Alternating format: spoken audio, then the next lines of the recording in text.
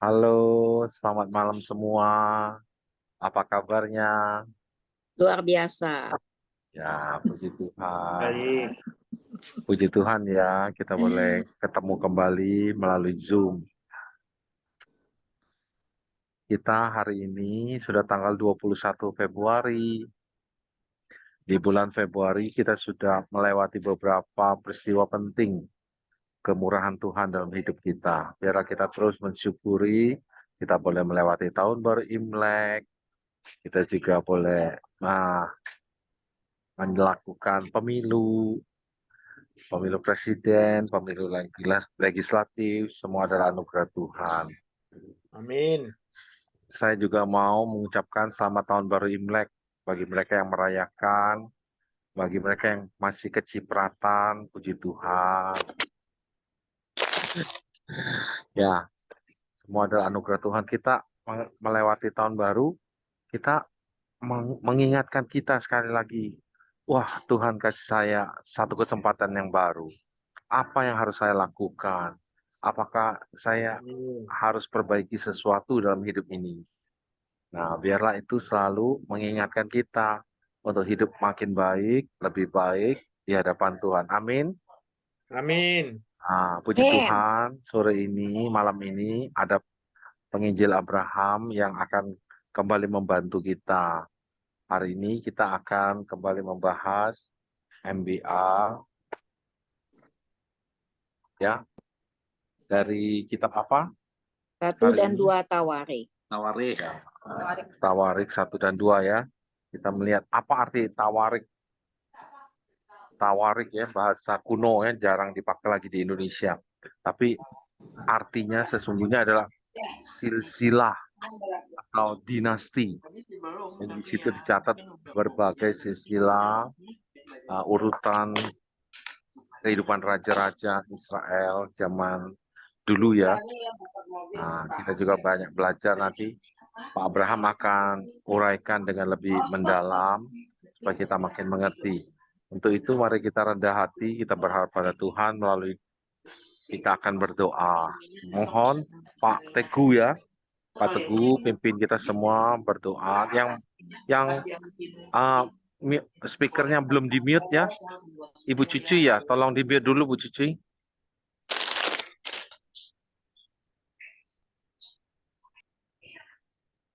Oke, silakan Pak Teguh, tolong pimpin kita dalam doa.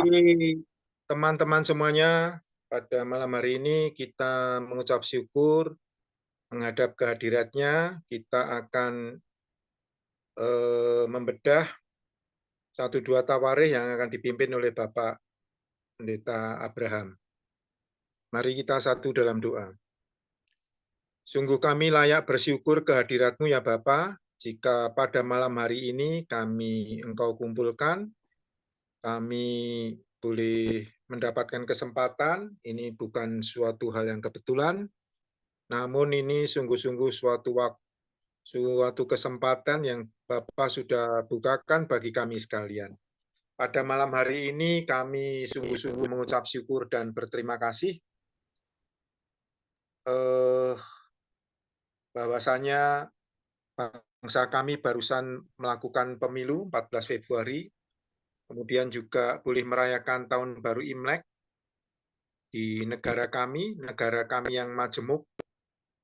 Biarlah Tuhan sendiri yang berkarya melalui para pemimpin yang sudah Engkau tetapkan, dan kami juga memohon kehadirat-Mu, kiranya para pemimpin itu benar-benar merupakan pemimpin yang takut akan Tuhan. Sehingga pemimpin yang terpilih sungguh-sungguh boleh memimpin sebagai seorang negarawan sejati, melindungi semua anak negeri, tidak memandang suku, agama, maupun ras, sehingga dengan demikian kami sungguh-sungguh merasakan bahwa kami hidup di negeri yang Engkau berkati. Tantangan ke depan sungguh-sungguh tidak boleh dipandang suatu hal yang ringan, karena beberapa negara sudah mengalami resesi.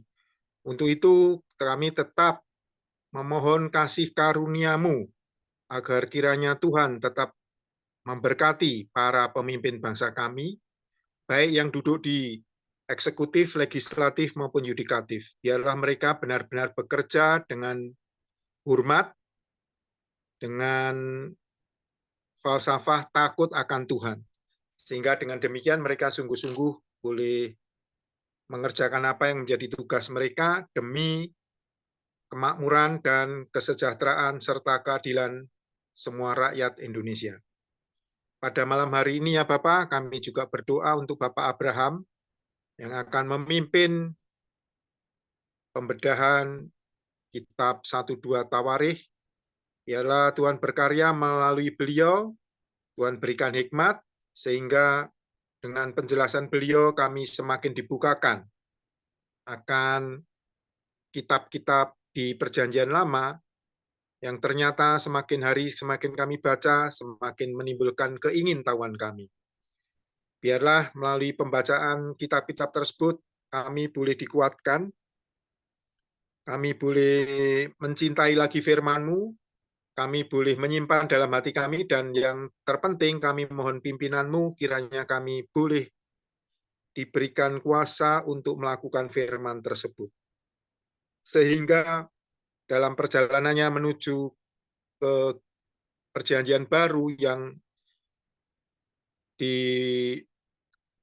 Engkau sudah karuniakan melalui Tuhan kami Yesus Kristus, benar-benar sudah dibukakan, bahwasanya perjanjian yang pertama merupakan pembukaan maupun penggambaran tentang karya-Mu di dunia ini yang akan digenapi di perjanjian yang kedua. Kami juga berdoa untuk teman-teman kami yang saat ini belum bisa bergabung dengan kami. Untuk itu kami memohon kepadamu ya Bapa, kiranya Tuhan tengok mereka satu persatu, sehingga mereka juga boleh bergabung dengan kami untuk bersama-sama belajar mempelajari firman-Mu. Terima kasih ya Bapa, kami sudah menyiapkan hati dan pikiran kami yang terbuka untuk belajar firman-Mu. Di dalam nama Putra-Mu yang tunggal, Tuhan kami Yesus Kristus, kami sudah mengucap syukur dan berterima kasih. Haleluya. Amin. Amin. Terima kasih Pak Teguh untuk doa yang sangat menguatkan. Untuk selanjutnya, kami persilakan Pak Abi untuk memimpin kita menjelaskan 1 dan 2 Tawarik. Terima kasih. Silakan Pak Abi. Baik, selamat malam Bapak Ibu Saudara sekalian. Kita akan kembali masuk kepada pengantar kitab setelah kita melewati pembahasan ataupun pembacaan dari kitab 1 dan 2 Tawarik. Kali ini kita akan mendengar semacam rangkumannya dari apa yang sudah kita baca. Kadang-kadang ada beberapa teks yang menarik, kadang-kadang ada teks yang mungkin membosankan, apalagi kalau di awal-awal kitab 1 Tawarik itu membaca tentang silsilah, maka memang kadang-kadang pembacaan silsilah, hal-hal yang bersifat data, itu menjadi hal yang mungkin membosankan. Tapi kiranya melalui pembahasan ini, melalui penjelasan ini, kita diberikan pemahaman dan juga belajar semakin mencintai firman Tuhan, seperti yang tadi sudah didoakan. Saya akan membagikan layar saya, apa yang sudah saya siapkan. Rekan-rekan sekalian, hari ini kita membahas tentang pengantar kitab 1 dan 2 Tawarik. Dan ini adalah sebuah gambaran dari dua kitab yang cukup menarik, meskipun isinya sepertinya agak-agak mengulang kitab 1 dan 2 Samuel, ataupun juga kitab 1 dan 2 Raja-Raja, tetapi kita akan melihat bahwa ternyata ada penekanan yang berbeda antara Tawarik dengan Samuel, ataupun juga dengan Raja-Raja. Nah, saya akan mengawali penjelasan saya dengan hal ini. Bahwa kita di Indonesia itu bisa dikatakan negara yang cukup plural, dalam artian punya keberagaman selain suku dan budaya, salah satunya adalah agama. Jadi rekan-rekan bisa mengerti, memahami, memperhatikan bagaimana ada begitu banyak agama yang diperbolehkan di negara kita, sehingga kadang-kadang bisa dikatakan negara kita negara yang cukup religius, beragama. Dan ibaratnya dibandingkan dengan negara-negara lain, khususnya beberapa negara tertentu, kadang-kadang kita pun tidak berani ataupun tidak setuju kalau dikatakan negara kita negara yang ateis, dan memang jelas kita tidak tidak dominan orang-orang yang ateis di Indonesia, meskipun mungkin secara KTP mereka tidak mungkin mencantumkan mereka tidak punya agama. Nah, tetapi memang rekan-rekan, saya tidak tahu apakah rekan-rekan pernah keluar negeri atau tidak, apakah rekan-rekan pernah memperhatikan kartu identitas dari orang-orang yang di luar negeri tersebut.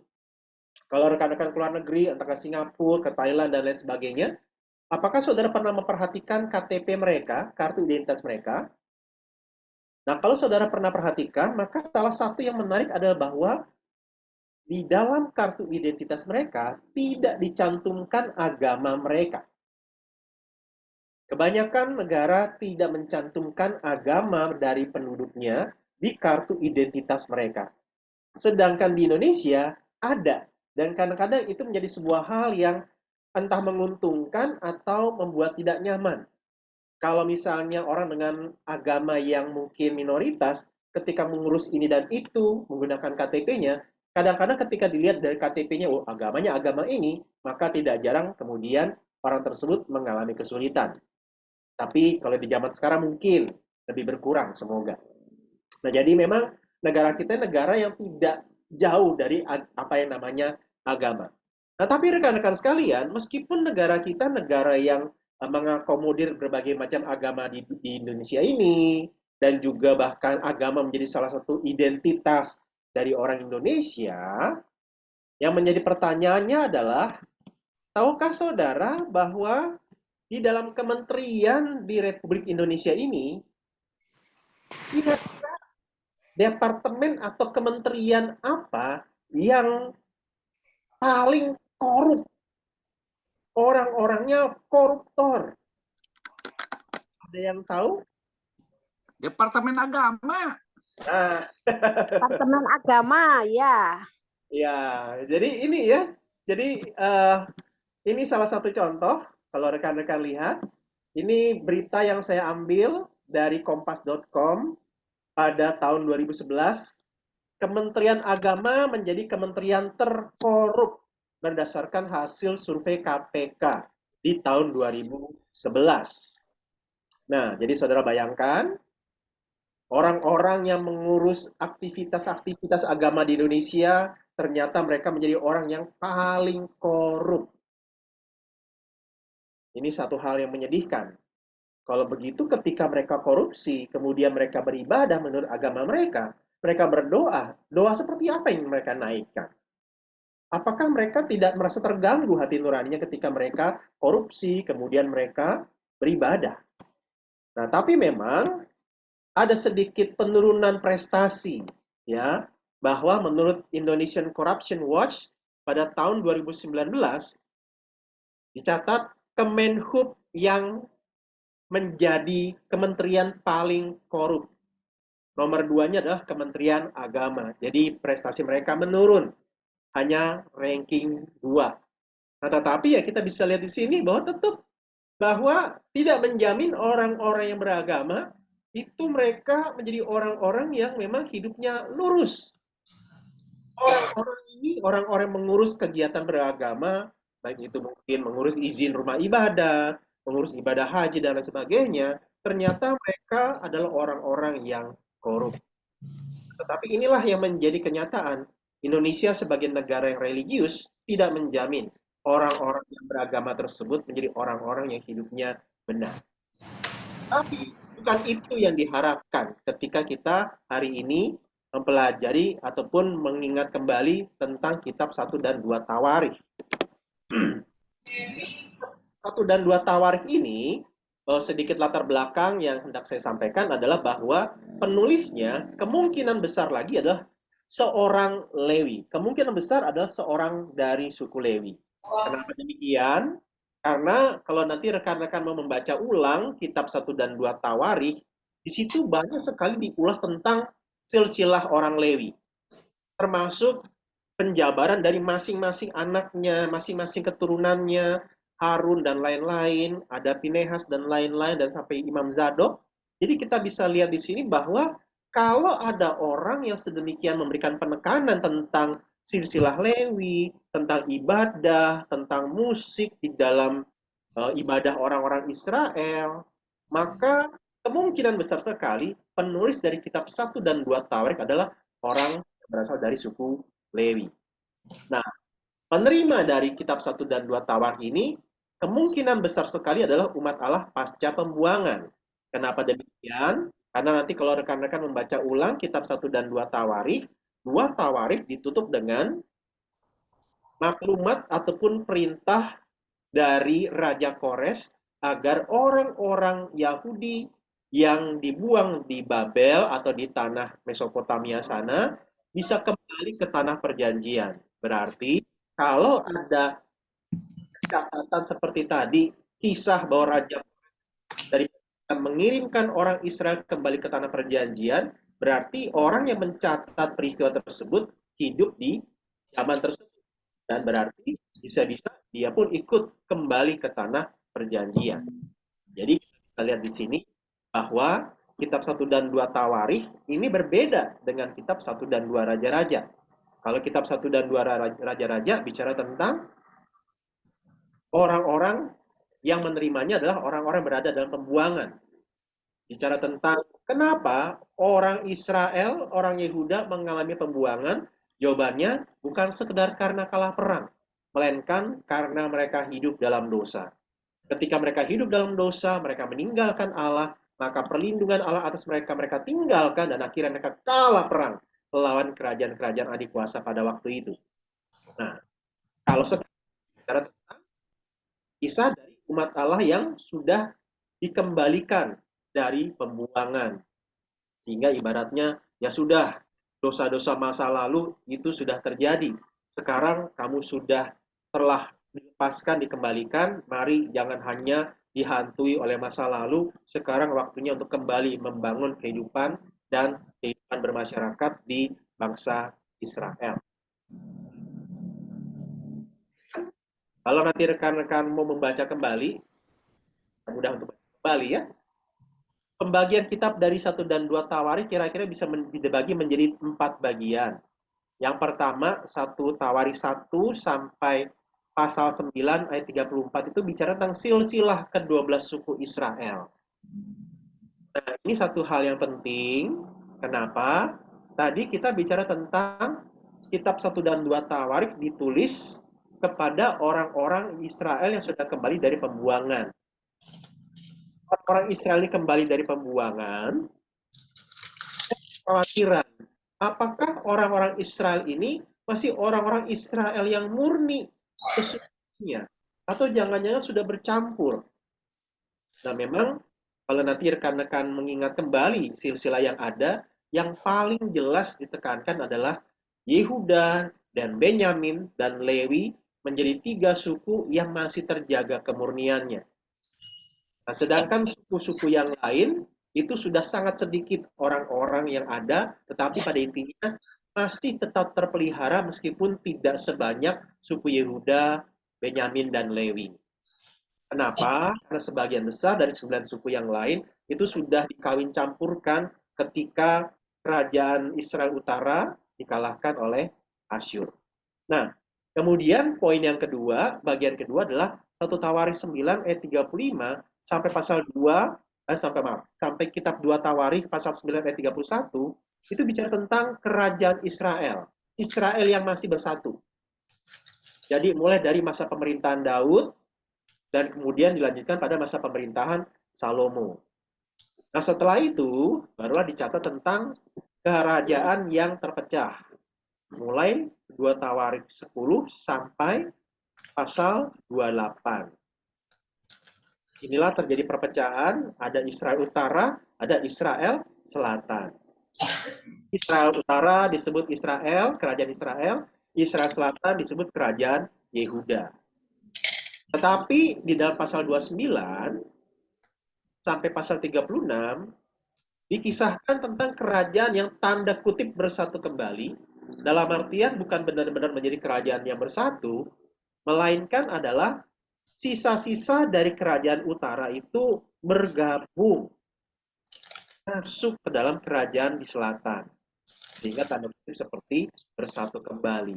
Jadi pada intinya kita bisa melihat bahwa Allah tetap memelihara janjinya atas Israel. Israel ini kalau teman-teman masih ingat nama lain dari siapa?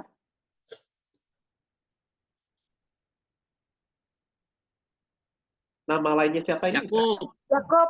Yakub, betul. Ya, sorry ya, tapi saya nggak sediakan sepeda buat yang jawab benar. Nah, jadi ketika Yakub diganti namanya oleh Allah menjadi Israel, artinya bicara tentang ya Allah memang mau mengikatkan perjanjian dan memenuhkan perjanjiannya dengan Yakub, Abraham, Ishak dan Yakub.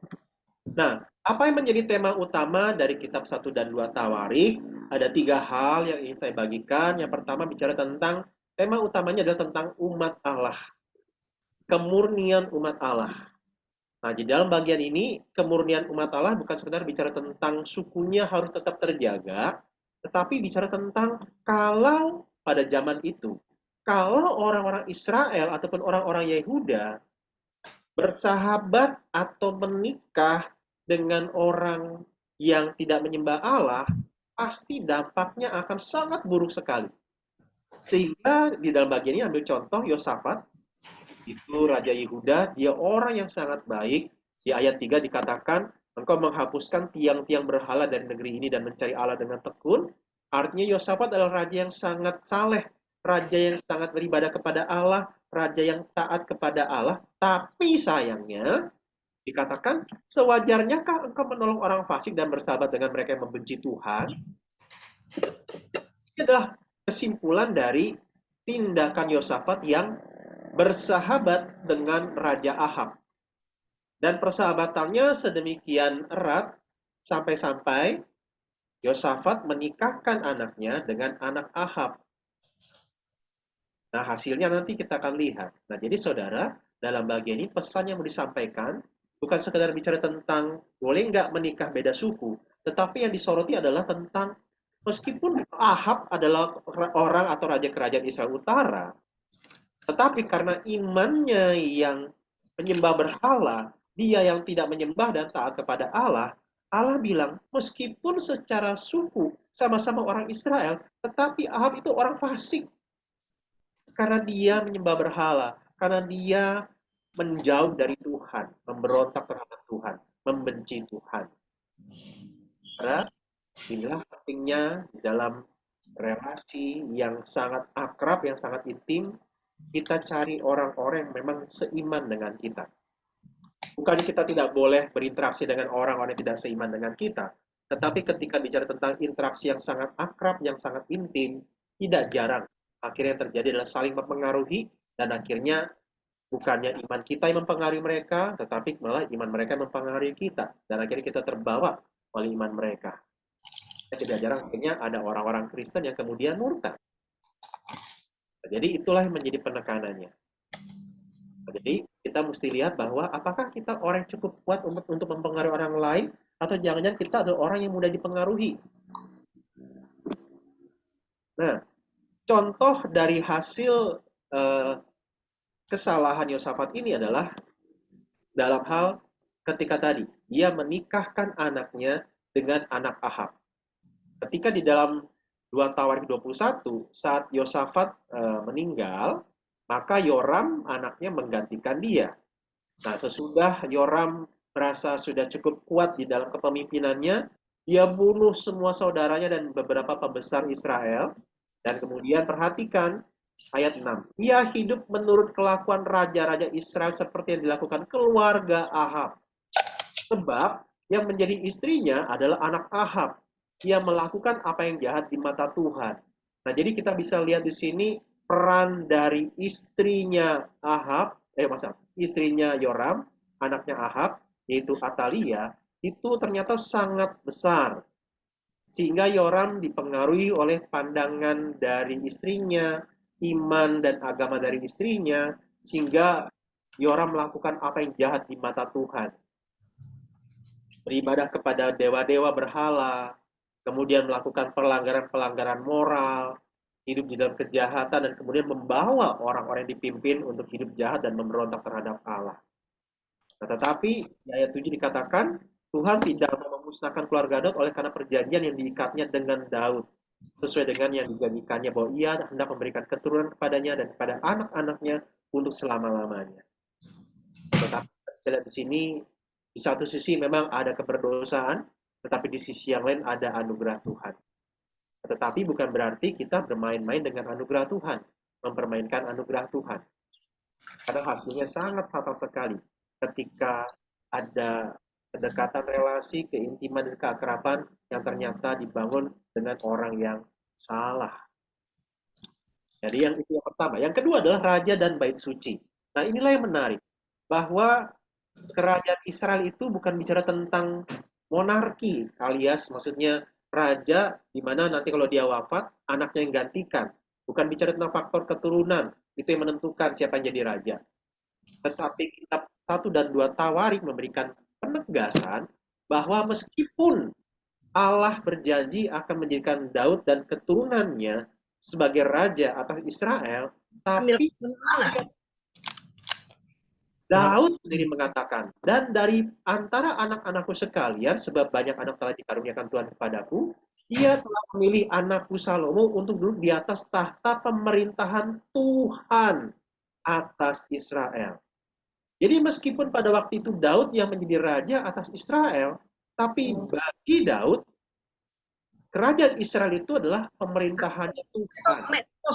Jadi bukan sistemnya manusia yang menjadi raja di dalam pemahaman Daud, melainkan Allah yang menjadi raja. Istilahnya itu teokrasi.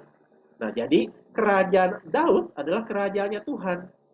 Nah, makanya orang-orang Israel itu sangat menantikan raja keturunan Daud, dan itulah kenapa kalau teman-teman membaca nanti ya kitab Matius, di dalam pasal 1 ayat 1 dikatakan, inilah silsilah Yesus Kristus, anak Daud, anak Abraham. Ini adalah gambaran dari kerinduan dari orang-orang Israel.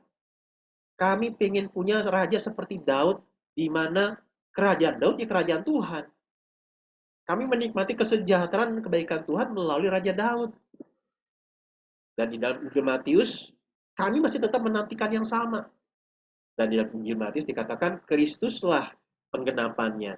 Kristuslah raja yang sebenarnya. Daud masih bisa gagal, tetapi Kristus nggak akan gagal. Daud bisa jatuh dalam dosa dan merusak kepemimpinannya, tetapi Yesus tidak.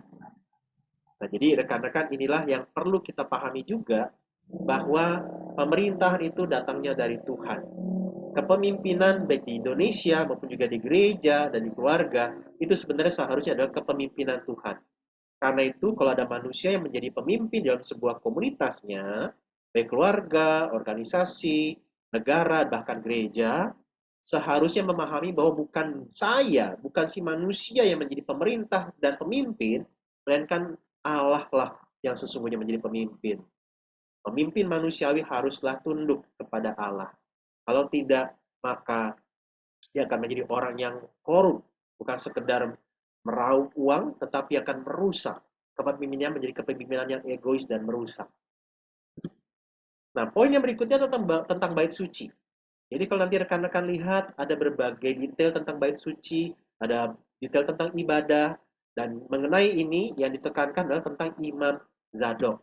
Nah, setelah Salomo menjadi raja, Abiatar yang adalah keturunan Lewi dicopot dari jabatannya, dan sejak itu imam adalah berasal dari keturunan Zadok. Sehingga tidak heran kitab Tawarik ini berbicara tentang silsilah dari Lewi. Bagaimana akhirnya kok bisa ya Imam Zadok yang menjadi imam di bangsa Israel. Nah, dari sinilah kalau rekan-rekan masih ingat ketika kita membahas kitab Injil, dari kata Zadok inilah diduga asal kata untuk kalangan Saduki. Sehingga kalau nanti rekan-rekan baca kitab Injil, kenapa ya kok ada kelompok orang yang namanya orang-orang golongan Saduki ini sangat dominan, mereka ini sepertinya punya otoritas, rakyat begitu nurut, dan mereka jadi kelompok yang suka melawan ataupun menentang Yesus. Nah, di sini kita melihat kenapa orang-orang ini punya pengaruh yang sangat besar, karena mereka diduga berasal dari keturunan Zadok. Zadok adalah sosok yang sangat dihormati di dalam bangsa Israel. Nah, tapi intinya kita bisa melihat bahwa terlepas dari orang-orang Saduki ini yang kemudian menyalahgunakan silsilah mereka, tetapi pada intinya yang mau dikatakan adalah bahwa bicara tentang kerajaan Israel bukan sekedar bicara tentang politik, melainkan bicara tentang ibadah. Kerajaan yang menyembah kepada Allah, maka perlu ditopang dengan sebuah kehidupan yang beribadah. Dan yang terakhir, tema utamanya adalah tentang berkat dan hukuman. Nanti kalau rekan-rekan membaca kembali, kadang-kadang ada beberapa raja yang tidak terlalu dibahas secara detail di kitab 1 dan 2 Raja-Raja. Tapi di kitab 1 dan 2 Tawarikh dijabarkan. Ambil contoh kalau nanti rekan-rekan membaca ulang Raja Asa. Di dalam kitab 1 dan 2 Raja-Raja, kisah tentang Raja Asa hanya 1 pasal. Tetapi dalam kitab 1 dan 2 Tawarikh, kisah Raja Asa itu sampai 3 atau 4 pasal. Detail.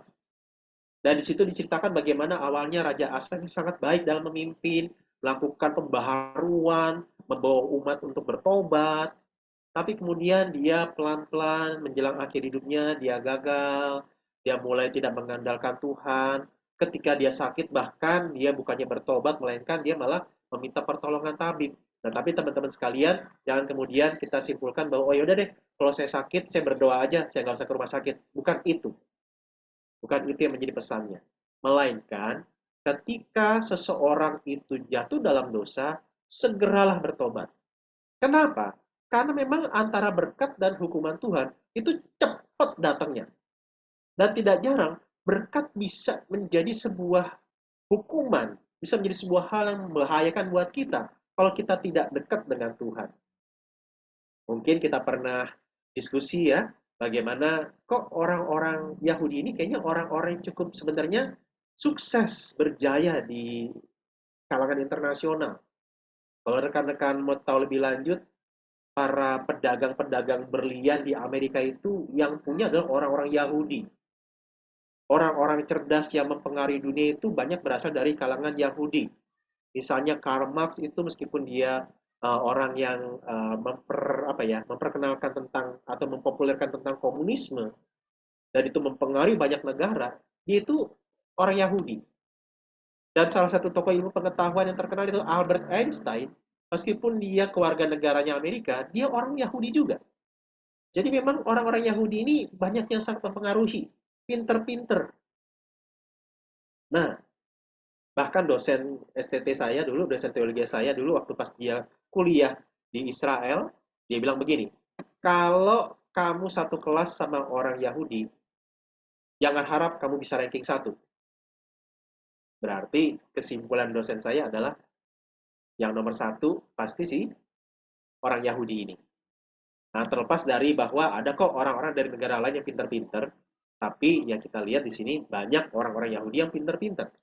Nah, cuma teman-teman, tidak jarang orang-orang yang pintar ini, di dalam kepintarannya, justru malah meragukan Tuhan. Justru malah mempertanyakan Tuhan.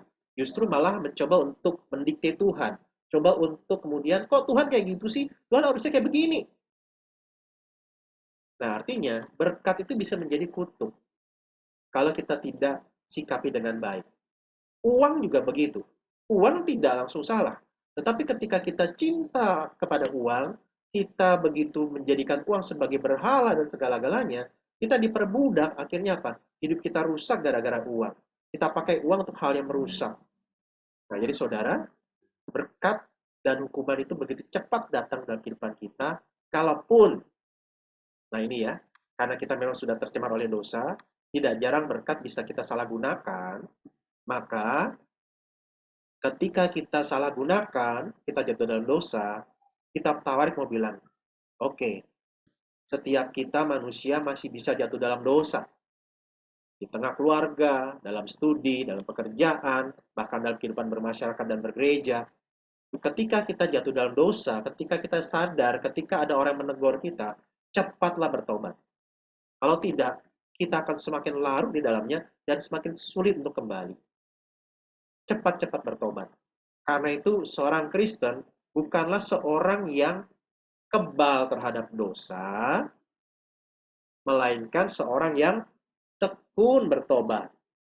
Jadi, rekan-rekan sekalian, meskipun saudara masih bisa jatuh dalam dosa dan memang akan bisa jatuh dalam dosa, jangan putus asa, jangan menyerah, jangan menjauh dari Tuhan, tetapi cepatlah bertobat. Teruslah bertobat tiap-tiap hari dari dosa yang kita lakukan.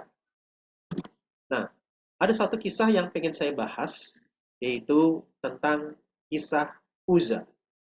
Mungkin ini kisah yang membingungkan juga. Kayaknya orangnya baik, tapi kok dihukum Tuhan. Kenapa? Gara-garanya ini. Raja Daud begitu peduli dengan Allah, Raja Daud sangat perhatian dengan ibadah.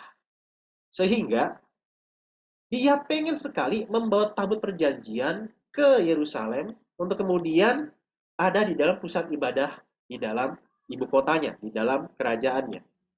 Nah sayangnya, kalau kita perhatikan dalam 1 Tawarik 13 ayat 5-11, jadi di situ dicatat, lalu Daud mengumpulkan semua orang Israel dari suku Sikhor di Mesir sampai ke jalan yang menuju Hamat untuk menjemput tabut Allah dari Kiryat Yearim. Lalu Daud dan segenap orang Israel berangkat ke Baala, ke Kiryat Yearim, yang termasuk wilayah Yehuda, untuk mengangkut dari sana tabut Allah yang disebut dengan nama Tuhan yang bertahta di atas kerubim. Kerubim itu ya seperti ini gambarnya ya, makhluk surgawi yang bersayap. Ayat 7. Mereka menaikkan tabut Allah itu ke dalam kereta yang baru dari rumah Abinadab, sedang Uza dan Ahyo mengantarkan kereta itu. Daud dan seluruh orang Israel menari-nari di hadapan Allah dengan sekuat tenaga, diiringi nyanyian, kecapi, gambus, rebana, ceracap, dan nafiri. Nah, jadi saudara bisa bayangkan suasananya begitu meriah, begitu penuh dengan kegembiraan dan sukacita. Karena apa? Tabut Allah mau dibawa ke Yerusalem. Nah, tapi kita perhatikan di sini. Di ayat 7 dikatakan, tabut Allah dinaikkan ke dalam kereta yang baru. Berarti keretanya masih baru, masih fresh, masih sangat bagus. Oke. Dan kemudian ada Uza dan Ahyo yang mengantarkan. Nah, kita lanjut. Ketika mereka sampai ke tempat pengirikan Kidon, maka Uza mengulurkan tangannya memegang tabut itu. Karena lembu-lembu itu tergelincir. Niatnya baik kan? Jadi, kalau kita lihat di ayat 7, maaf kita agak bolak-balik sedikit. Di ayat 7 ini, kereta yang dipakai untuk membawa tabut Allah, itu digerakkan oleh lembu-lembu. Nah, ketika sampai di tempat pengirikan Kidon, lembu-lembunya tergelincir. Sehingga tabutnya mau jatuh. Nah, ketika tabutnya mau jatuh, Uza tahan pakai tangannya. Nah, ternyata di ayat 10 dikatakan, maka bangkitlah murka Tuhan terhadap Uza. Lalu ia membunuh dia, oleh karena Uza telah mengulurkan tangannya kepada tabut itu. Ia mati di sana di hadapan Allah. Daud menjadi marah, karena Tuhan telah menyambar Uza dengan hebatnya. Maka tempat itu disebut orang Perez Uza sampai sekarang. Nah, rekan-rekan, kok Tuhan tega ya? Memurkai Uza, membunuh dia langsung seketika di sana. Padahal dia niatnya baik. Kalau tabutnya jatuh kan sayang sekali, berantakan. Dan bisa jadi entah kotor ataupun mungkin patung kerubimnya patah dan sebagainya. Niatnya sangat baik. Kenapa Allah malah murka? Kenapa Uza malah dibunuh? Nah, saudara, yang perlu kita pahami adalah bahwa baik belum tentu benar. Kenapa? Seharusnya kalau bawa tabut perjanjian, harusnya itu seperti ini gambarnya. Jadi bukan ditaruh di atas kereta, kemudian keretanya dibawa oleh lembu-lembu. Yang harusnya adalah, nah tabut perjanjian itu rekan-rekan, di sini teman-teman bisa lihat ada semacam gelang-gelang.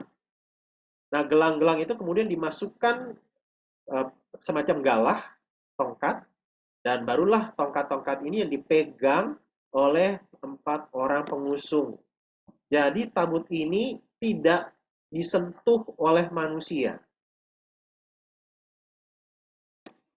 Jadi ini menggambarkan tentang kesucian. Tabut perjanjian adalah pijakan kaki Allah. Karena yang rekan-rekan, zaman dulu kerajaan-kerajaan itu yang namanya raja biasanya ada tempat berpijak ketika dia duduk di atas tahta. Dan mungkin rekan-rekan kalau pernah nonton film-film kolosal tertentu, kadang-kadang ada raja-raja yang bahkan dia itu untuk jalan, budak-budaknya sampai akhirnya menjadi pijakan kakinya. Sehingga jangan sampai rajanya nginjek tanah. Maka budak-budak itu akan berlarian untuk supaya setiap kali sang raja melangkah, maka dia hanya akan menginjak badan dari atau punggung dari budak-budaknya. Nah, jadi ini adalah gambaran tentang kesucian Allah. Nah, ketika Uza menyentuhnya, diduga bahwa jangan-jangan memang Uza penasaran. Uza pengen banget nyentuh. Karena apa? Ini benda yang sangat sakral. Saya pengen dong punya, saya pengen dong pegang. Dan akhirnya Allah murka. Nah, jadi saudara, kalau Uza mengerti bahwa tabut perjanjian tidak boleh disentuh, maka harusnya dia meskipun tabutnya jatuh, Uza diam aja. Nah, jadi saudara, kita bisa lihat di sini, ketika bicara tentang tabut adalah gambaran tentang ibadah, maka yang namanya ibadah itu tidak boleh sembarangan. Ada aturannya. Kita dalam beribadah kepada Tuhan itu seharusnya memang ibadah di dalam sebuah sikap hati yang penuh dengan kesucian dan kehormatan. Nah, makanya ketika kita ibadah online sangat ditekankan. Meskipun ibadahnya online, jangan kemudian sikapnya sambil tidur-tiduran, sambil bawa HP ke WC, ataupun ya termasuk ketika kita nge-zoom seperti sekarang. Meskipun off-cam bukan berarti kemudian ya kita asal-asalan. Ketika kita menyadari kita sedang beribadah, sedang menghadap Allah, maka seharusnya kita punya sikap hati yang hormat kepada Allah. Nah, itulah pesan yang utamanya. Sikap hormat kepada Allah. Baik dalam ibadah on-site maupun ibadah online. Dengan menyadari bahwa Allah yang hadir di dalam ibadah kita adalah Allah yang mulia, maka seharusnya kita punya sikap hati yang menghormati Dia. Tidak sembarangan dan asal-asalan. Tidak kemudian berbagi fokus ataupun pecah fokus kepada hal yang lain, main HP dan lain sebagainya. Nah, tapi memang ibadah bukan hanya bicara tentang aktivitas kita di dalam gedung gereja. Melainkan Roma 12 ayat 1 bicara tentang ibadah yang sejati adalah mempersembahkan tubuh sebagai persembahan yang hidup dan kudus dan berkenan kepada Allah. Bukan maksudnya kita taruh badan kita di mezbah kemudian kita dibakar, melainkan maksudnya adalah ibadah sejati kita itu adalah dengan seluruh aspek hidup kita. Baik di gereja, baik di rumah, baik di sekolah, baik di kuliah, baik di pekerjaan, baik dalam relasi, itu harusnya ibadah. Kalau itu adalah ibadah, maka lakukanlah itu di hadapan Allah. Nah, makanya saudara sekalian sedikit lebih mengarah kepada ibadah dan pelayanan, saya mendapatkan kutipan yang sangat membantu sekali. If worship leaders only worship when they lead, they are not worshipers. They are mere musicians. Ini dalam bahasa Inggris ya. Saya terjemahkan. Kalau seorang pemimpin pujian dalam kebaktian hanya memuji Allah waktu mereka jadi pemimpin pujian, mereka itu bukan penyembah. Mereka itu bukan orang yang memuji Allah. Mereka itu hanya musisi. Kenapa? Karena mereka hanya memuji Tuhan waktu jadi pemimpin pujian. Dalam kesehariannya mereka bukan penyembah Allah. Bukan orang yang menyembah Allah. Worship leader kan artinya pemimpin pujian, pemimpin penyembahan. Kalau mereka menyembah hanya waktu mereka pelayanan, hanya di mimbar, berarti mereka punya hidup yang tidak utuh di situ. Mereka waktu pas di mimbar, mereka tuh kayak lagi show, lagi perform. Nah, jadi saudara, melalui materi hari ini, kiranya kita punya pemahaman bahwa sebagaimana kerajaan Israel adalah kerajaan Allah, maka umat hidup di hadapan Allah. Demikian juga kita adalah hidup yang ada ibadah kepada Allah, maka seluruh aspek hidup kita harusnya kita arahkan kepada Allah. Dan kalau kita masuk dalam ibadah-ibadah keagamaan, bahkan melayani di dalamnya, seharusnya itu adalah gambaran dari diri kita yang sesungguhnya. Kita menjadi penyembah bukan hanya waktu pas di mimbar, bukan hanya ketika di gereja, tetapi kita menjadi penyembah Allah bahkan di dalam keseharian kita. Nah, karena itu rekan-rekan, saya memotivasi kita, kiranya mari biasakan untuk menyanyi lagu pujian, ya, entah dalam hati, entah dengan bersenandung, ataupun mendengarkan lagu-lagu di YouTube, lagu-lagu rohani. izinkan tuh hati dan pikiran kita terus-menerus diisi dengan lagu-lagu pujian dan penyembahan kepada Tuhan. Sehingga kita ditolong untuk hidup ini memang adalah penyembahan dan ibadah kepada Tuhan. Kiranya rangkuman dari kitab 1 dan 2 Tawarikh ini bisa semakin membekali kita, baik dalam keseharian maupun juga di dalam pelayanan. Sekian materi saya. Baik, terima kasih banyak Pak Abi atas sharing dan rangkuman ringkasan dari kitab 1 dan 2 Tawarikh. Saya percaya kita semua, kami semua mendapatkan banyak masukan, bahkan teguran. Nah, jadi sekarang kesempatan kita untuk berinteraksi atas apa yang sudah hambanya sampaikan. Ada nggak yang mendapat teguran? Atau nggak merasa? Atau bagaimana sikap Anda? Silakan sampaikan. Tapi mohon singkat saja ya, karena banyak nih antriannya. Nah, 18 orang nih semuanya supaya Demikian. kebagian. Jadi disampaikan 1 orang 2 menit ya, supaya nanti Pak Abe akan menjawab 2 menit. Kalau debat capres kemarin 3 menit ya. Nah, kita 1 menit aja. Kita 1 menit, 2 menit di sampaian materi dan ini tanggapan. Kemudian akan ditanggapi Pak Abe, kemudian ditanggapi lagi ya. Jadi kita gantian. Oke, silakan kita buka. Mulai dari sekarang saatnya Anda bicara. Siapa duluan? Saya. Silakan, Penatua Thinking Pink. Silakan. Dimulai sejak Anda berbicara. Oke. Tung tung tung tung. Ya, Pak Abe, pertanyaan saya ya. Itu kan seperti uraian Pak Abe tadi di awal mengenai bagaimana seseorang yang berada di departemen yang seharusnya menjaga kesucian, tapi ternyata bersikap korup, gitu ya. Korup itu sebuah sikap yang sebenarnya tidak dikehendaki oleh Allah, tapi kenyataannya mereka lakukan itu, gitu. Nah, buruknya lagi di Indonesia itu orang yang memposisikan diri sebagai pemuka agama dengan tampilan agamis itu pengikutnya jutaan. Pertanyaan saya, ini pemuka agamanya yang terlalu pandai, agamanya yang membuat pengikutnya menjadi bodoh, atau karena apa Pak Abraham terkait dengan hal ini? Itu saya ingin penjelasan. Atau ini merupakan bentuk politisasi dari suatu agama. Oke, itu aja. Nggak sampai 2 menit kan? Mantap, tepat. Masih ada sisa waktu 15 detik. Oke, baik Pak Penatua TKP untuk pertanyaannya, terima kasih. Jadi memang kenapa ya kok para pemuka agama ini meskipun ngawur, meskipun melenceng dan sesat misalnya, kok banyak yang pengikutnya? Nah, memang di sini ada berbagai faktor ya, kenapa ada orang-orang yang bisa mengikuti mereka. Entah faktor psikologis yang mereka orang-orang ini orang-orang yang rapuh dan mudah dipengaruhi, atau memang banyak pengikutnya ini yang kurang teredukasi dalam hal keagamaan mereka. Sehingga di dalam pemahaman mereka yang tidak kritis terhadap apa yang mereka pelajari dari agama mereka, maka pemukanya bilang apa, mereka langsung ikut.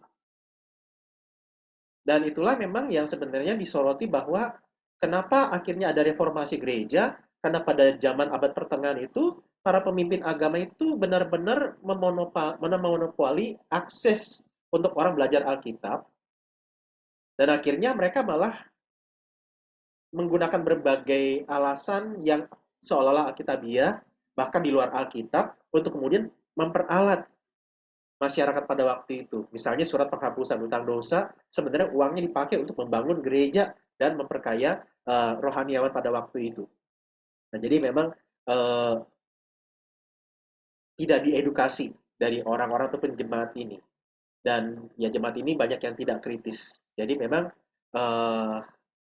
kita di dalam kaitan kita sebagai umat percaya, maka kita perlu untuk terus belajar untuk kritis terhadap khotbah-khotbah yang ada, Tapi bukan maksudnya untuk mencari-cari kesalahannya, melainkan ketika ada khotbah disampaikan, pengajaran dibagikan, kita terbuka untuk bertanya. Bertanya bukan untuk menyerang, tetapi bertanya untuk bisa meyakini. Dalam artian begini, setiap kita pasti punya pandangan kita, punya kebenaran kita sendiri. Nah, ketika ada pengajaran disampaikan, khotbah dibagikan, pasti ada kebenaran-kebenaran tertentu yang berbenturan. Saya punya prinsip begini, kok khotbahnya kayak begitu ya? Nah, kita ketika mendengarkan, coba untuk mengerti, seharusnya seperti apa? Yang benar yang mana? Nah, jadi semangat seperti itu yang memang perlu kita kembangkan. Sehingga kita perlu untuk mempelajari firman Tuhan, dan kadang-kadang kalau ada pengkhotbah atau pengajar yang sampai menjelaskan pakai bahasa asli misalnya, memang kadang-kadang membosankan, tapi tujuan mereka adalah agar mereka bisa menyampaikan khotbah itu dengan lebih bertanggung jawab. Nah, jadi memang harapannya ya memang di dalam keterbatasan kita, kita terbuka untuk mempelajari firman Tuhan. Ya, atau mungkin satu tambahan kasus ya. Jadi saya mungkin pernah bagikan juga bahwa salah satu hamba Tuhan di Amerika Serikat itu dengan teologi suksesnya itu dia bisa punya pesawat jet pribadi sampai 3 buah. Nah, kenapa? Dengan teologi suksesnya itu, dia katakan bahwa kalau kamu ikut Tuhan, kamu pasti makmur, maka banyak orang pengen. Siapa sih yang nggak pengen hidup makmur? Siapa sih yang nggak pengen hidup kaya raya? Dan sayangnya, orang-orang yang mengikuti dan menjadi pengikut dari gereja ini justru orang-orang dari kalangan ekonomi menengah ke bawah. Kenapa? Karena mereka pengen banget kaya. Nah, sehingga dengan khotbah-khotbahnya, orang-orang yang miskin dan menengah ini kemudian berbondong-bondong ikut terus. Karena apa? Kamu kasih 10, nanti akan dibalas Tuhan 10 kali lipat. Oh, siapa yang nggak mau? Dan akhirnya salah satu kemudian cara dia untuk menggalang dana adalah, si pendeta ini bilang, saya pengen memberitakan Injil kemana-mana. Saya butuh pesawat jet pribadi yang memungkinkan saya untuk bisa menjelajah seluruh dunia. Mari kita galang dana untuk kita bisa memberitakan Injil. Dan akhirnya berhasil. Jemaat yang miskin-miskin ini, ya di dalam indoktrinasi tersebut, sumbangin uang. Dan akhirnya, ya si pendeta ini sampai punya jet pribadi 3. Nah, jadi saudara bisa lihat ya, bagaimana manipulasi perasaan dan psikologis orang itu kadang-kadang dipakai untuk mempengaruhi dan ya memuaskan keinginan dari para pemimpin dan pemuka agama. Ya mungkin itu Pak, jawaban dari saya. Oke, makasih Pak. Saya tadinya mau menyoroti yang agama Muslim ya, tapi ternyata di kalangan kita juga ada ya. Kayak dulu kan ngomongin ya, Habib Rizik dulunya tuh pedagang ini katanya, pedagang parfum gitu. Tapi pengikutnya banyak gitu, tapi di kalangan kita juga ada rupanya ya. Oke, thank you Pak. Cukup Pak Musa, giliran yang lain. Oke, siap, mantap. Yanto Kita biasanya utus Koting Kingping mengabarkan Injil kepada mereka yang masih tersesat. Oke, baik. Mau foto Kesempatan dulu berikutnya. Gimana, Pak B? apa mau kita foto bersama dulu sebelum kita... Oh iya, foto bersama dulu, betul sekali. Gayanya Silakan mesti dinyalakan semua Kak. Itu kameranya, jangan lupa tersenyum. Tadi 18 siapa yang keluar satu? Aduh, ketendang satu ya. Ibu Cuci sudah ada. Pak Andreas ya? Pak Andreas ada nggak? Oh Tuh, iya, Pak Andreas keluar. Hah? Iya, Pak Pak Andreas Andreas ya. ya? Oh iya, tadi ada Pak Andreas tuh. Dia dari Singapura Biasanya soalnya. dia biasanya foto dulu. Di Singapura dia punya sinyal lemah. Iya. Oke. Kok Akwang belum buka. Ibu Susi. Kok Elsen.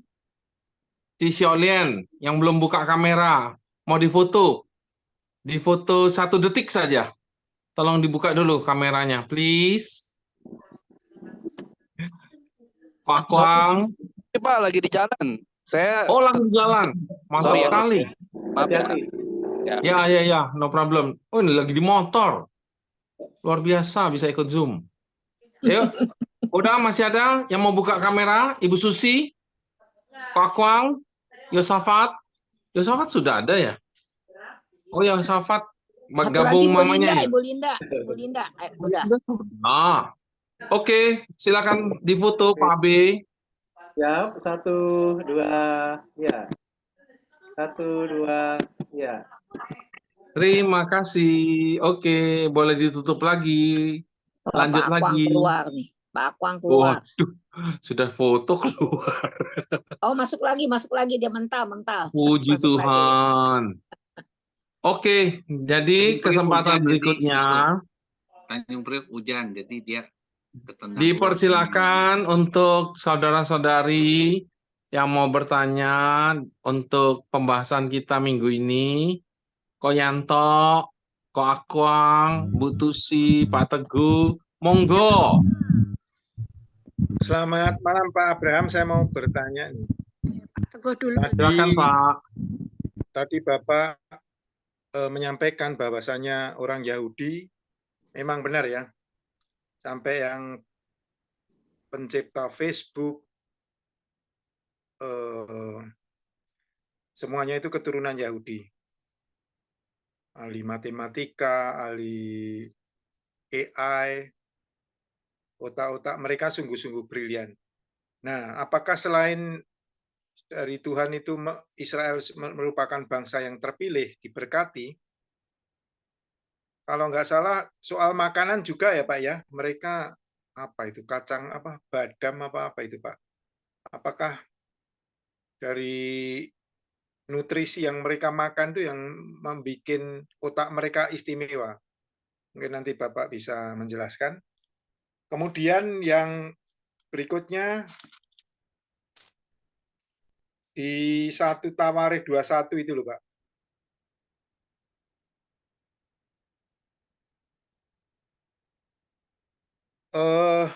Daud kok waktu itu ini Pak ya,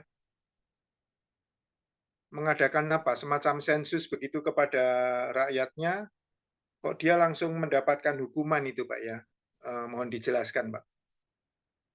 Itu dulu Pak, terima kasih.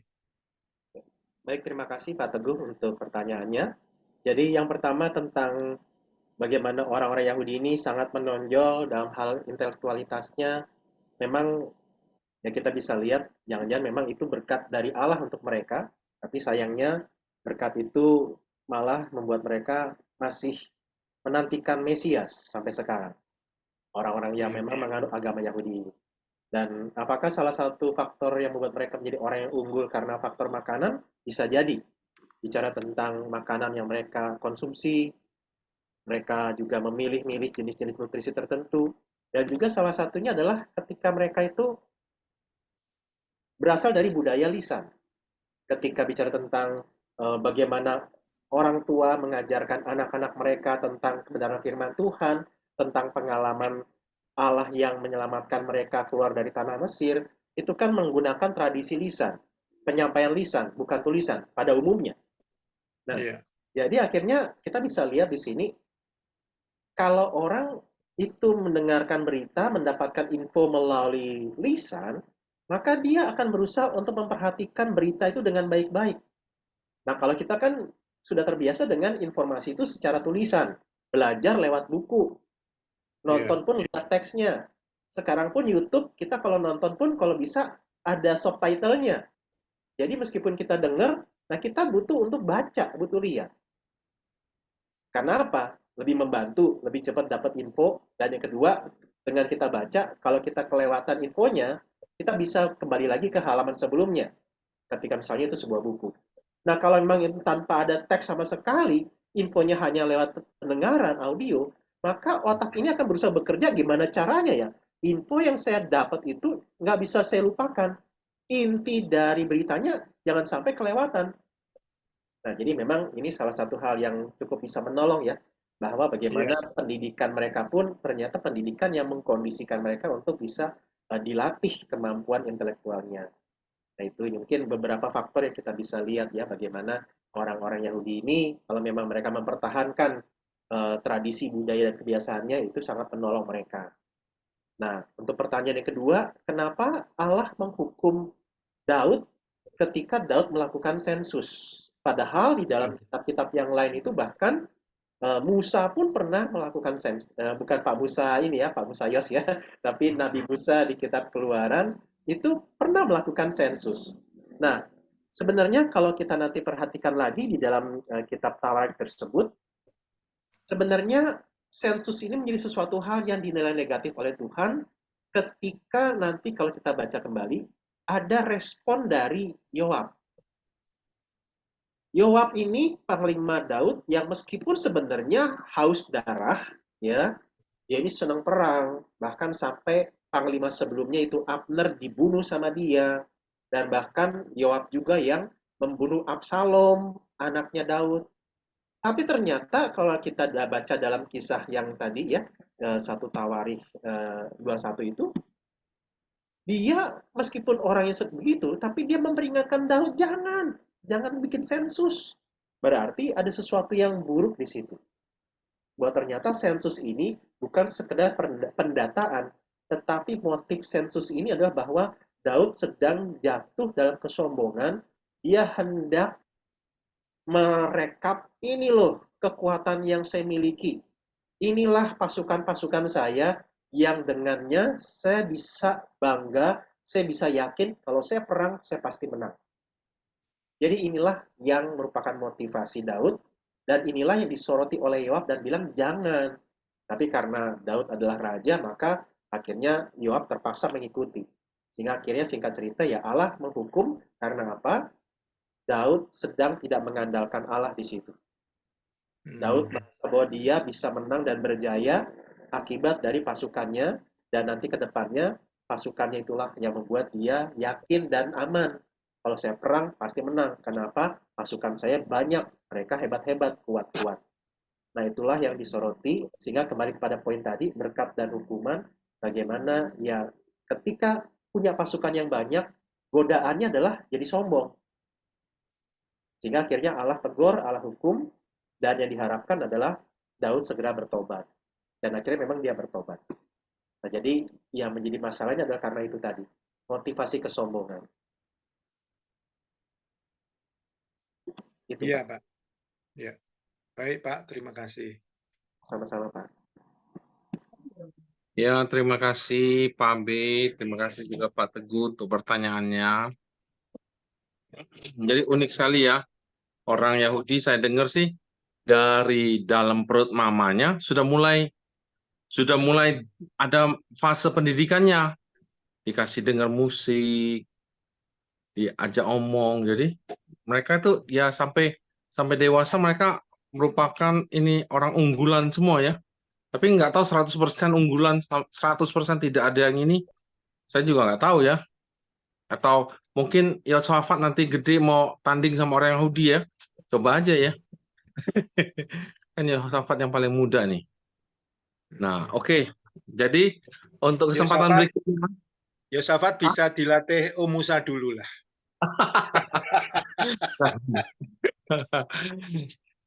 Nah, untuk kesempatan berikutnya, saya buka kembali. Siapa yang mau bertanya? Saya Ibu sedikit Enta. aja, Musa. Saya mau Siapa nih? konfirmasi sama Pak Oh ya, Abraham. oke silakan. Itu emang di dalam sudut pandang kekristenan, Musa itu kita kelompokkan sebagai nabi, bukan pemimpin. Kayaknya kita nggak pernah menulis Musa sebagai nabi deh. Nanya ini pertanyaan doang. Thank you. Ya, Silakan Pak B. Jangan tanya saya ya.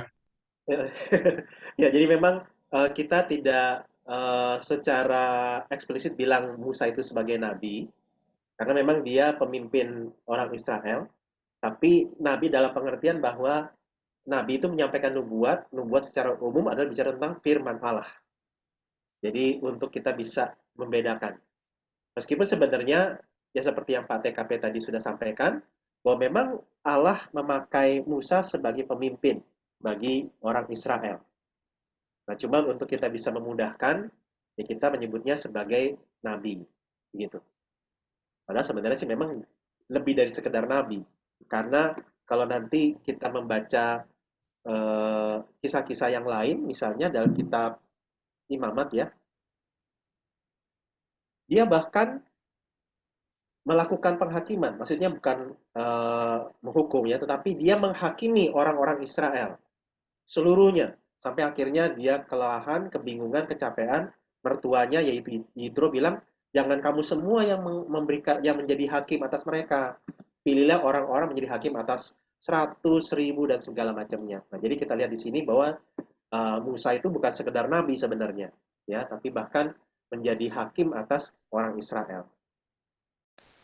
Begitu, ya. Terima kasih Pak TKP untuk tambahannya ya. Terima kasih Ya, Pak. sama-sama Pak. Oke, ini menarik juga ya, nanti Pak TKP searching lagi. Ada nggak tertulis Musa Nabi di Alkitab? Oke, baik. Selanjutnya, tadi kayaknya Ibu Endang ya mau bertanya ya. Tadi sudah buka mikrofon. Izin. Silakan Bu Endang. Terima kasih Pak Ya, Mus. silakan. Kalau kita Mari. baca kitab-kitab Tawaris 1 atau 2 ya, itu saya terus ingat jadi itu. Ternyata politik dinasti sudah mulai dari sejak dulu ya Pak ya. Cuman masalahnya di situ kadang tuh saya heran, anak yang baru berusia 6 tahun, 8 tahun, 12 tahun gitu sudah diangkat menjadi raja. Dan dia bisa memerintah sampai puluhan tahun. Nah, mengapa hal itu terjadi ya Pak?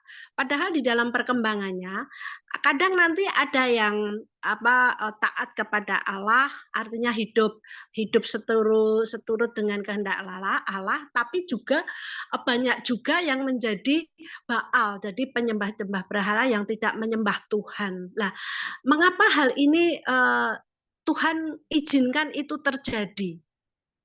Sehingga kalau kita baca kitab Tawarah itu adanya kan cuman perang aja, dan lagi perangnya itu kok sadis-sadis gitu loh Pak. Bunuh orang ditusuk dari dada tembus jantung. Aduh, pokoknya ngeri kalau baca kitab itu. Nah, mengapa hal ini bisa terjadi? Itu yang pertama. Kemudian yang kedua, tadi kalau kita melakukan puji-pujian, mendengarkan lagu-lagu rohani, itu kan termasuk juga ibadah ya Pak. Lah gimana sih Pak, boleh nggak sih saya mendengarkan lagu-lagu rohani gitu sambil masak gitu Pak Bram? Terima kasih Pak. Oke, terima kasih Ibu Endang untuk pertanyaannya mengenai Alkitab yang memperbolehkan pemerintahan dinasti. Bukan ya, itu isu mungkin beberapa negara yang atau Indonesia juga apa tidak ya. Nah, Anak-anaknya Pak itu yang jadi raja kemudian. betul Bu. Cuma begini, kalau yang kita lihat di dalam Alkitab khususnya untuk dari keturunan Daud itu bukan dinasti, tetapi karena memang Allah yang sudah berjanji kepada Daud. Jadi cara kita melihatnya seperti itu, bahwa meskipun Daud itu nanti anaknya, kemudian cucunya dan cicitnya yang nanti menjadi raja di kerajaan Israel ataupun kerajaan Yehuda, itu bukan semata-mata monarki, bukan semata-mata dinasti, tetapi kalau itu terjadi, itu karena Allah yang memang menjaganya. Nah, sedangkan kerajaan-kerajaan lain, termasuk ya misalnya Indonesia, kan tidak. Bukan Allah yang memang menjanjikan kamu dan keturunanmu lah yang akan menjadi raja atau pemimpin negara ini. Nah, jadi memang kita perlu bedakan. Ya, makanya sebenarnya prinsip dari dinasti yang ada dalam kerajaan Israel dan Yehuda itu bukan monarki, tetapi teokrasi. Bahwa Allah sebenarnya adalah raja. Nah, makanya kerajaan Israel meskipun Kok suaranya itu ya putus-putus. Hilang suaranya Pak. Suaranya putus-putus Pak Abraham. Ibu Endang matikan dulu. Oh iya, saya matiin dulu. Ya, oke. Ya, jadi kembali kepada penjelasan tadi bahwa Israel Utara dan Selatan sama-sama sepertinya dinasti, tetapi yang Israel Utara, Yerobeam dan seterusnya, itu kadang-kadang silih berganti dan akhirnya apa? Seringkali dimurkai Allah. Sedangkan Yehuda atau Israel Selatan itu Allah tetap pertahankan agar semacam istilahnya dinastinya dinasti Daud. Meskipun sebenarnya bukan, melainkan karena Allah memang berjanji kepada Daud. Nah, jadi itu yang perlu kita lihat, bahwa Allah mau menyelamatkan dunia melalui keturunan Daud. Gitu. Nah, untuk yang jadi maksudnya gitu. Jadi apakah kemudian kisah Daud dan keturunannya bisa dipakai sebagai pembenaran untuk politik dinasti? Jawabannya tidak. Karena seyakin apa sebuah negara dan bahkan mungkin juga ya Indonesia sekalipun meyakini bahwa memang Allah yang pengen agar dia dan keturunannya jadi pemimpin. Nah, untuk pertanyaan kedua, boleh nggak ya kita sambil dengerin lagu-lagu rohani sambil masak? Yang nggak boleh adalah ketika rekan-rekan gara-gara dengerin lagu, kemudian masakannya angus. Ya, itu mesti hati-hati ya. Jadi harus tetap konsentrasi ketika masak. Jadi maksudnya begini, kita ketika lagi masak sambil lagu rohani, itu menolong kita untuk bisa melihat bahwa waktu saya masak, saya bukan sekedar menyediakan makanan untuk saya dan keluarga. Waktu lagi saya masak, saya melakukannya untuk Tuhan. Saya melakukannya dengan sukacita. Nah, itu yang maksudnya ketika kita sembari mendengarkan lagu, sembari kita masak, untuk menjaga kita melihat bahwa saya ini sedang hidup di hadapan Allah. Saya sedang melakukan sesuatu yang kiranya berkenan di hadapan Allah. Gitu.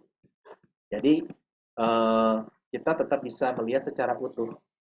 Cuma kalau memang kita lagi ibadah, jangan ibadah sambil masak. Gitu. Nanti bisa-bisa ya angus lagi makanannya, masakannya ya. Jadi itu Bu, untuk menolong kita ya. Kadang-kadang kan kalau kita lagi masak, bisa mikirnya kemana-mana. Apalagi tiba-tiba ketika mikir kemana-mana, mood jadi jelek. Akhirnya masakannya nggak enak. Terus ya udah, ketika masakan nggak enak, keluarga makan, mereka protes, makin kesel lagi kita. Ya udah, gitu. Nah, jadi ya itu.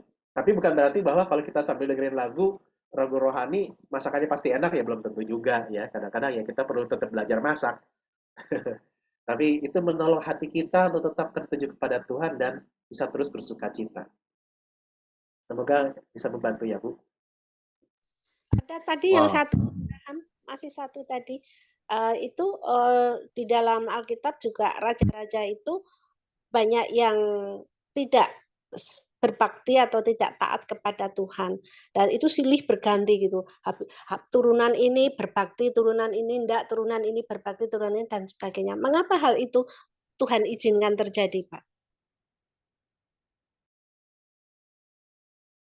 Ya baik, oh ya tadi agak-agak ya saya tadi mungkin belum sempat singgung ya. Bagaimana kok bisa ya ada anak baru umur sekian tahun, umur 7 tahun udah jadi raja dan kemudian ada yang sampai memimpin berpuluh-puluh tahun. Nah, jadi memang karena itu tadi bicara tentang monarki, dinasti, ada yang memang Allah pelihara untuk itu. Nah, ketika mereka masih umur 7 tahun, sekian tahun, belasan tahun, dia meskipun jadi raja, dia hanyalah sebagai simbol di mana di situ ada ibu surinya, ada penasehatnya yang membimbing ataupun membantu untuk mengambilkan keputusan. Nah, makanya kalau di dalam pembacaan kita minggu lalu, itu sempat kita mengingat tentang ada Imam Yoyada. Dia yang menjadi penasehat raja pada waktu itu, sehingga raja pada waktu itu dia dibimbing, ya khususnya ini si Raja Yoas ya, dia baru umur 7 tahun udah jadi raja. Nah, jadi ternyata itu kok dia bisa memimpin dengan baik? Ya salah satunya karena dipimpin dan dibimbing oleh penasehat yang bernama Yoyada. Nah, begitu Yoyada wafat, akhirnya Yoas ini kemudian mendengarkan nasihat dari pembesar-pembesar yang lain, ya udah menyimpang. Nah, jadi kita bisa lihat di sini memang pada intinya ketika seorang raja itu mau benar-benar dengar-dengaran terhadap firman Tuhan, maka dia pasti akan ditolong di dalam memimpin kerajaannya. Itulah pesan utamanya. Nah, ketika mereka menyeleweng, maka yang perlu dilihat adalah Tuhan nggak senang, itu jahat di mata Tuhan, dan apa buktinya bahwa itu jahat di mata Tuhan, ya akan kelihatan dan dicatat bahwa kerajaan itu rusak, rakyatnya menyembah berhala, dan lain sebagainya. Jadi, kalau hanya dibilang misalnya, raja ini hidup jahat di mata Tuhan, tapi kemudian tidak dicatatkan tentang seperti apakah kejahatannya, dampaknya seperti apa, maka kita sulit menyimpulkan jahat di mata Tuhan ini seperti apa. Nah, jadi itu yang kita bisa lihat, dan di sini kita bisa juga lihat bahwa kadang-kadang ada raja-raja yang jahat bisa memimpin itu sampai belasan tahun, puluhan tahun. Kenapa ya kok Allah izinkan itu terjadi? Ya memang ini tidak ada jawaban yang langsung satu jawaban saja, tetapi yang kita bisa lihat sebenarnya salah satu halnya adalah Allah menginginkan pertobatan. Sebenarnya Allah menginginkan pertobatan, sehingga ada durasi waktu yang diberikan. Dan yang kedua, kejatuhan seseorang dalam dosa, kehidupan pemimpin yang menjauh dan jahat di mata Tuhan, itu sebenarnya bukan sesuatu yang tiba-tiba terjadi. Tetapi itu sesuatu yang ibaratnya itu pelan-pelan, lama-lama terkumpul terus, terakumulasi, akhirnya apa? Menjadi sesuatu yang besar. Nah, makanya rekan-rekan sekalian, kejatuhan kita dalam dosa seringkali tidak terjadi dalam seketika. Tapi kadang-kadang itu pelan-pelan, mulai kita ingat-ingat, mulai kita bayangkan, mulai kita inginkan, mulai kita lakukan sekali, menikmati, kemudian kita ulangi lagi, terus-menerus, sehingga akhirnya jatuhlah menjadi sangat berat kerusakannya. Jadi kita bisa lihat di sini, bicara tentang durasi, salah satunya adalah bicara tentang kesabaran Tuhan. Di sisi yang lain bicara tentang orang itu jatuh dalam dosa, seringkali bukan sesuatu yang saat itu tiba-tiba, tetapi bisa jadi itu seringkali menjadi satu hal yang istilahnya itu akumulatif. Pelan-pelan kemudian terjatuh. Ibaratnya ya kalau misalnya mengutip tentang khotbah-khotbah atau khotbah di kebaktian di GKP yang lalu, bicara tentang kekudusan dalam keluarga, kadang-kadang perselingkuhan itu bukan terjadi tiba-tiba, tetapi terjadi perlahan-lahan. Pelan-pelan akhirnya kejadianlah perselingkuhan. Nah itu ya. Jadi itu hal yang memang kita perlu soroti. Dan yang di sisi yang lain kadang-kadang kita juga melihat bahwa Allah, kalau ada sebuah kepemimpinan yang rusak dan korup, sebenarnya Allah lah yang paling dirugikan, tanda kutip. Allah, tapi dia mengambil resiko untuk sebuah komunitas, sebuah kerajaan itu bisa menjadi rusak. Tapi di situ kita tetap akan melihat bahwa Allah tetap setia menjaga umatnya. Itu kira-kira semoga bisa membantu ya, Ibu Endang. Terima kasih, Pak. Ya, banyak terima kasih Pak Abe. Jadi, waduh saya juga agak lega nih atas jawaban Pak Abe tadi. Artinya Bu Endang, sambil masak masih oke ya? Kita dengerin musik rohani ya. Masakannya pasti tambah enak tuh. Masih oke, nggak apa-apa. Jangan sampai gosong aja. Sip, Pak Abe, terima kasih banyak. Kami sudah banyak dapat dapat pencerahan. Dan juga hari ini kita ada tamu, Penatua Antoni Chandra ya, masuk room. Terima kasih, selamat datang Pak Antoni. Semoga bisa bergabung di grup MBA. Sekarang sudah jam 9. Apakah saya akan berikan satu kesempatan terakhir? Siapa lagi yang mau bertanya?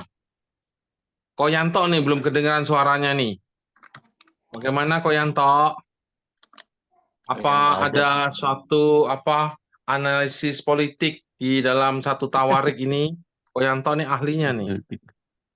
Koyanto silakan. Oh Yanto ada nih. Dia udah buka mic, open mic nih.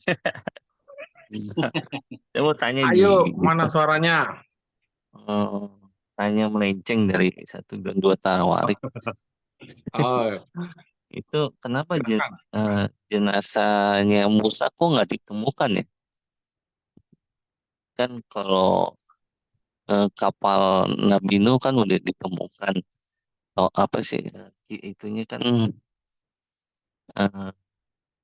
apa ya, yang perjanjian itu kan udah ditemukan juga, apa tuh yang dibawa sama Daud, apa sih, lupa saya namanya. Tapi di Taurat ya apa? Israel ada tempat yang namanya Jabal Musa tuh, Koyanto. Jabal Musa Nggak itu nggak ditemukan jenazah Musa. Apakah mungkin karena takut disembah gitu? Jadi seluruh agama kan menyembah Musa, jadi bukan menyembah Tuhan gitu kan. Dia kan seorang pemimpin bangsa yang hebat. Islam, Kristen, Katolik, 3 agama. Ya mungkin gitu aja, coba dijelaskan. Oke, baik. Terima kasih untuk pertanyaannya, Ko Yanto. Ya, tentang Nabi Musa itu sendiri memang itu yang apa namanya ya, bukan hanya nabi ya sebenarnya ya. Nah, ini semoga kelihatan di slide di layar. Jadi di situ di dalam Ulangan 34 ya dicatat memang di ayat 5 sampai ayat 6. Lalu matilah Musa hamba Tuhan itu di sana di tanah Moab sesuai dengan firman Tuhan, dan dikuburkannya lah dia di suatu lembah di tanah Moab di bentangan Bet Peor, dan tidak ada orang yang tahu kuburnya sampai hari ini.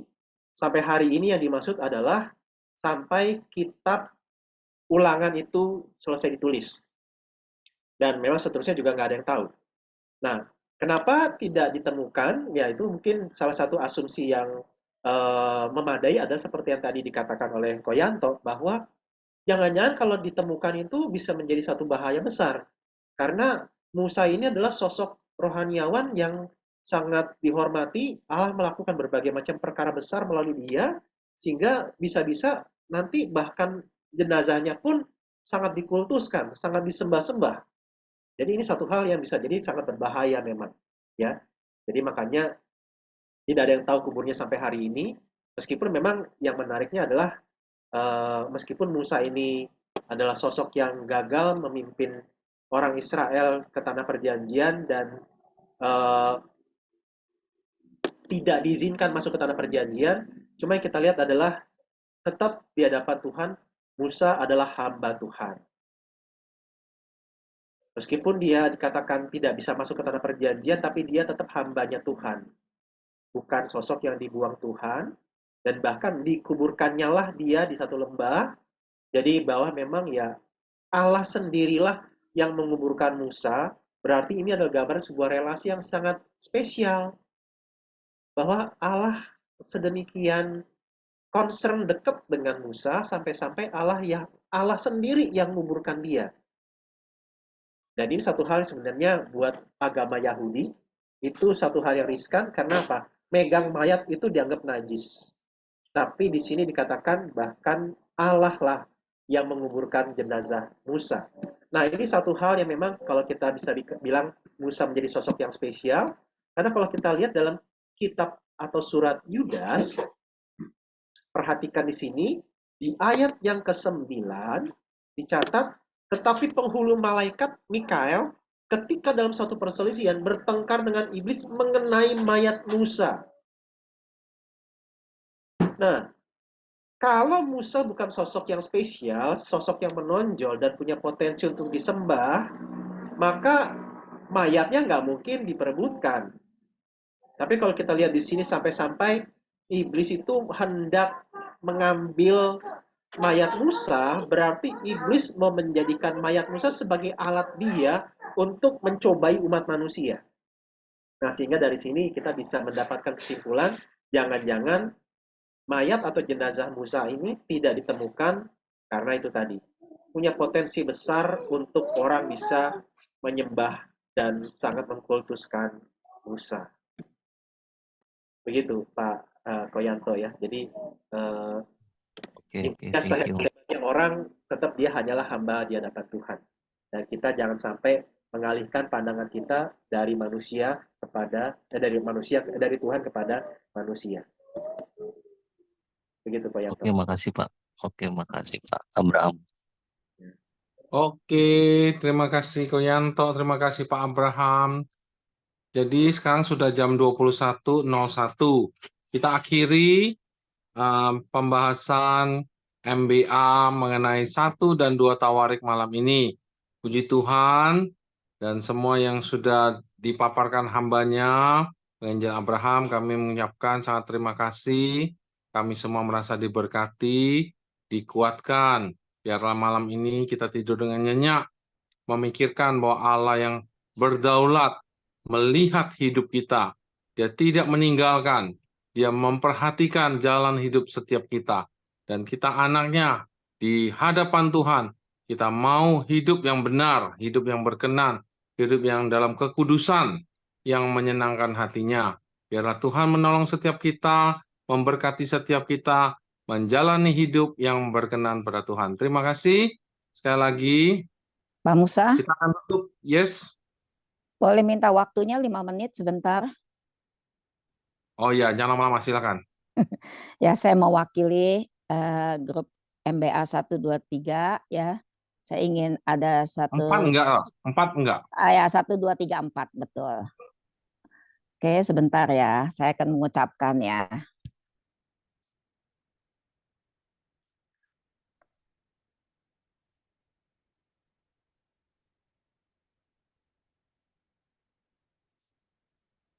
Terlihat? Belum. Siapa yang ulang tahun? Waduh. Heboh amat.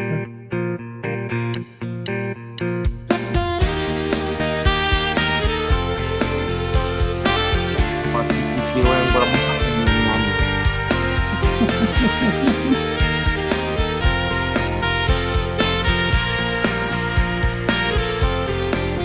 Selamat ulang tahun kami ucapkan padamu. Selamat hari jadi, Tuhan Yesus memberkati. Kami selalu berdoa agar kau tercipta, melayani Yesus Tuhan dan Raja kita. Kami mengucap syukur, Tuhanlah pimpin langkahku. Ada Bapak Musa, selamat ulang tahun. Pak Musa. Terima kasih, terima kasih, terima kasih. Singe Tyler, Ulang Mosi, tahunnya Caklau. kapan? Ucapinnya sekarang. Terima kasih semua. Selamat Terima ulang kasih Bu tahun, Weni. Pak Musa. Terima Tuhan kasih berkati. semuanya. Tuhan Amin. memberkati kesehatan, Amin. kebahagiaan, keluarga, Amin. kesuksesan, dan semakin giat melayani Amin. Tuhan dan menjadi berkat Amin. buat semua orang. Amin. Terima kasih sekali lagi semuanya ya. Ya, untuk doanya mungkin sebagai sekalian penutup, minta Pak Abraham aja ya. Oh iya boleh. Silakan Pak Doakan juga Abraham. untuk Pak Musa ya. Oh ya, Oke. baik. Kemarin udah didoain khusus. Hari ini bonus. Bonus, Pak. Oke. Bonus. Ya, mari kita berdoa. Bapak Surgawi, kami bersyukur untuk penyertaan-Mu di dalam pertemuan secara virtual yang kami bisa lakukan pada malam hari ini. Sekaligus juga kami bisa bersuka cita kalau Engkau telah menambahkan 1 tahun lagi usia kepada saudara terkasih kami, Pak Musa. Kami bersyukur atas penyertaan-Mu di dalam kehidupannya, di dalam pekerjaannya, di dalam keluarganya, di dalam pelayanannya, sampai selama ini. Itu semua karena ada kesetiaan dan kebaikan Tuhan. Dan karena itu kami juga terus berharap kepada Allah yang sama, sebagaimana Engkau telah menyertai Pak Musa, Tuhan juga yang terus menyertai, Tuhan yang terus memegang tangannya, Tuhan yang terus menjaga hatinya, agar Pak Musa bisa terus setia kepada Tuhan, baik di tengah-tengah keluarga, di dalam pekerjaan, di dalam pelayanan, dan di tengah-tengah masyarakat. Segala yang menjadi pergumulan pribadinya, segala yang menjadi rencana dan juga kerinduan pribadinya, Tuhanlah yang paling tahu, dan Tuhanlah yang bukan hanya tahu yang terbaik buat Pak Musa, Tuhan juga yang mampu memberikan yang terbaik buat Pak Musa. Dan kami juga yakin Tuhan mau memberikan yang terbaik buat Pak Musa, karena itu kiranya Tuhan yang terus tolong dan pimpin Pak Musa. Inilah doa kami ya Bapa, Tuhan yang terus memberkati Pak Musa dan jadikan dia sebagai saluran berkat bagi banyak orang. Terima kasih juga ya Tuhan untuk pertemuan kami pada malam hari ini. Kiranya pembahasan tentang 1 dan 2 Tawari yang telah kami ikuti bisa menjadi berkat bagi kehidupan kami dan menjadi orang-orang yang memiliki hidup yang utuh, bahwa hidup kami hidup di hadapan Tuhan, Allah yang di satu sisi penuh dengan kehormatan dan kemuliaan, sehingga kami perlu untuk hidup di dalam kekudusan, tetapi juga kami hidup di hadapan Allah yang baik, sehingga kami mendapatkan kedamaian, ketenangan, dan sukacita, karena kami bersama-sama dengan Allah yang mengasihi kami. Sebentar lagi kami berpisah satu dengan yang lain, tetapi kami mohon kiranya penyertaan kasih karunia dari Tuhan Yesus Kristus, kasih Allah Bapa, dan persekutuan Roh Kudus menyertai kami senantiasa, baik hari ini, bahkan sampai selama-lamanya. Dalam nama Tuhan Yesus kami berdoa. Amin. Amin. Sekarang udah boleh ngomong amin dah ya. Amin. Amin. Untuk pertemuan selanjutnya ya, kita tanggal 6 Maret ya. Teman-teman semua tanggal 6 Maret ya, kita akan membahas kitab Esra, Nehemia, dan Ester. Ya, kita ketemu lagi 2 minggu yang akan datang. Ya, selamat malam semuanya. Tuhan Yesus Malam. memberkati kita semua. Tuhan Yesus memberkati. Ya. Malam, terberkati.